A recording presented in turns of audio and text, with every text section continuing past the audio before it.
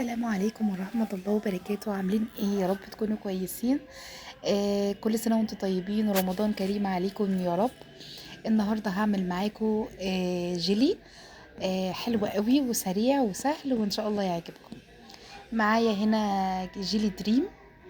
انا العلبة اللي متوفرة معايا مكتوب 3 في 1، هي علبة توفير.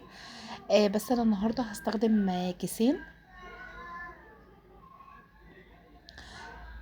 فكنت بوريكم محتويات العلبة من جوه. 3 اكياس، والطريقه اصلا مكتوبه من ورا، بس انا هقول لكم طريقه سهله جدا. مش هنعمله على البوتاجاز، هنعمله بسرعه وعلى البارد، وهيعجبكم جدا وهيتعمل اسرع من ان احنا نعمله على البوتاجاز. هنا معايا 4 كوبايات ميه، كوبايتين ميه سخنه، كوبايتين ميه سقعانه. كل كيس بياخد كوبايه ميه سخنه وكوبايه ميه سقعانه، يعني انت لو هتستخدمي كيس واحد بتحط كوبايتين ميه، واحده سخنه وواحده سقعانه. انا هنا علشان هستخدم كيسين، فهستخدم كوبايه ميه سخنه وكوبايه ميه سقعانه، يعني هستخدم 4 اكياس، بضاعف الكميه. تمام.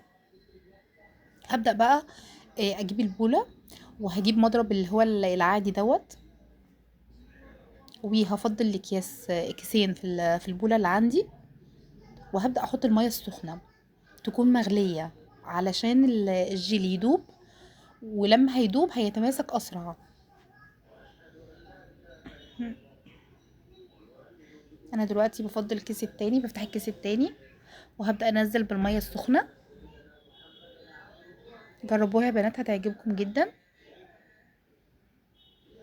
بص أنا هنزل بص هقلب بسرعة، هقلب شوية حلوين يعني علشان بس الجيلي يدوب. هبدأ أنزل بكوباية المية السخنة التانية، ولما يقرب يدوب بنزل بكوبايتين بقى المية الساقعة. وفي حاجة حلوة أوي أنا بحطها، حاجة زيادة يعني، تركاية كده من عندي زيادة. بحط معلقة سكر، بس هنا عشان أنا حاطة كيسين فهحط معلقتين، معلقة صغيرة سكر، علشان بتخلي الجيلي مسكر. في ناس كتير قوي بتشتكي ان بيجيبوا الجيلي ومش مسكر، فالحركة دي هي هتخلي الجيلي معانا حلو ومسكر يعني. بس فهكمل تقليب. معلش سوري. آه هكمل تقليب في الجيلي. واللي وصل معايا هنا للفيديو يا ريت يعني تعملوا له لايك واشتراك للقناه، لو عجبكم يعني الوصفه، واتفرجوا على بقيه الفيديوهات. بنزل وصفات حلوه قوي، اكل وحلويات، وان شاء الله باذن الله في رمضان هنزل لكم طريقه حلويات جميله وافكار حلوه للفطار. انا هنا نزلت كنت بوريكم السكر. انا حطيت معلقتين صغيرين سكر بس، وهكمل تقليب. بس كده الجيلي كده عندنا خلص. هفضل اقلب بقى. بس هبدأ بقى اجيب الاطباق اللي عندنا، وهبدأ اصب بقى الجيلي، وهبدأ واحطه بقى في التلاجة من 4 ل5 ساعات، من التلاجة من تحت.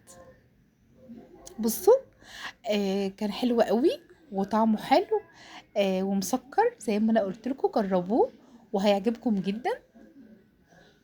استنوني بقى في وصفات تانية كتير، واستنوني في فيديو جديد. كل سنة وانتم طيبين ورمضان كريم عليكم يا رب.